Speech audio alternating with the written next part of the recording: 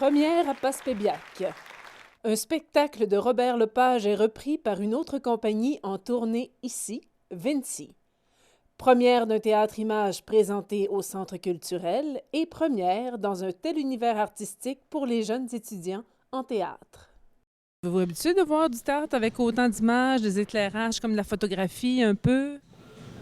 Non. Non, pas vraiment. C'est la Ouais. Avec les miroirs, là, c'est la première fois que je vois ça.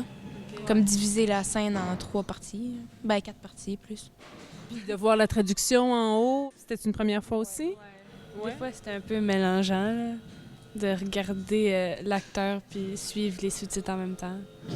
If one remembers World War II, one can also recall that the city of London has been bombarded several times by German airplanes, destroying a lot of beautiful and lovely monuments and killing. De gros monologues, là, genre comme des 5 minutes à pas arrêter de parler tout seul. Fait que c'est comme beaucoup de répliques à apprendre, puis garder l'émotion puis tout ça durant longtemps. Là. Leonardo da Vinci avait en horreur les souffrances humaines et inventait pourtant des machines de guerre. Ce qui, à la lecture, peut donner une impression de décalage. Qu'est-ce que vous allez être obligé de démêler dans votre tête là, parce que vous avez un petit travail à faire là-dessus, je présume? C'est quoi votre travail qu'il faut faire? Il faut décrire la mise en scène, les personnages, comment ils parlent, puis ça, puis aussi leur, genre les démarches, puis toutes ces affaires-là. Puis faire un petit résumé. C'est le 30e anniversaire du Périscope cette année, puis pour marquer le 30e anniversaire, il y a eu l'idée de reprendre cette œuvre-là qui était dans la première saison du Périscope. Fait que c'est là que c'est parti l'idée, puis aussi comme une espèce d'hommage à ce que Robert a amené au théâtre québécois puis à Québec pendant 30 ans, puis comment nous on reprend ça une génération d'artistes plus tard. Avant que Lepage fasse des spectacles à plus grand déploiement, il a fait des formes plus petites. T'sais, Vinci, c'était à peu près un spectacle de cette dimension-là. C'est juste que la mise en scène, c'était vraiment une autre chose. Mais c'est sûr qu'on retrouve ses thèmes là-dedans. On retrouve même sa façon d'écrire, où c'est des petites scènes clippées, l'idée du voyage aussi, l'idée de la recherche de soi.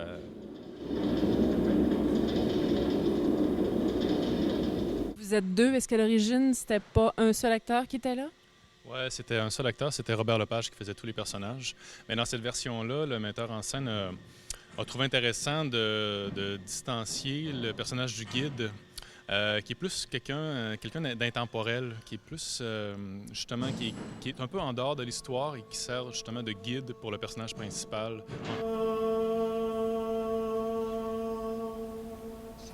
Je parle pas italien, donc ça a été un apprentissage.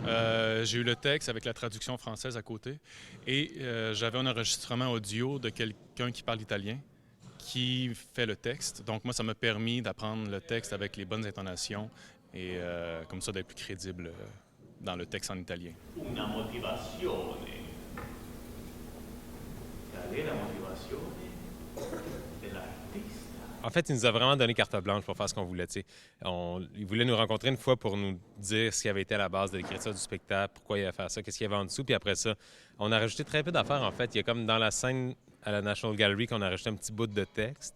Mais sinon, on n'a presque rien rajouté. C'est vraiment le texte qui était à l'origine. On n'a pas improvisé de texte, mais... Plus des improvisations visuelles, parce que la façon que le spectacle s'est monté, en salle de répétition, on avait le décor avec les éclairages. C'était super important parce que c'est très visuel comme spectacle. Donc, ça a permis de créer un langage visuel, on peut dire une sorte d'improvisation visuelle, qui après ça s'est fixé à quelque chose qui n'a plus bougé. Mais au départ, oui, il y avait beaucoup d'essais pour réussir à trouver le langage du spectacle. Fred a repris la balle au bon pour la tournée, puis moi j'étais avec le metteur en scène depuis le début de la création de cette version-là, donc ça fait 1 an et demi, je dirais. Mais là, nous, ça fait quand même 1 mois peut-être qu'on est en tournée, à peu près, ouais. On est à peu près à la moitié, aux 2 tiers de la tournée peut-être. Ben là, on s'en va à Gaspé demain, après ça Caraquette, et puis la Côte-Nord, puis on va finir ça à Lévis. Belle tournée. Merde. Merci bien.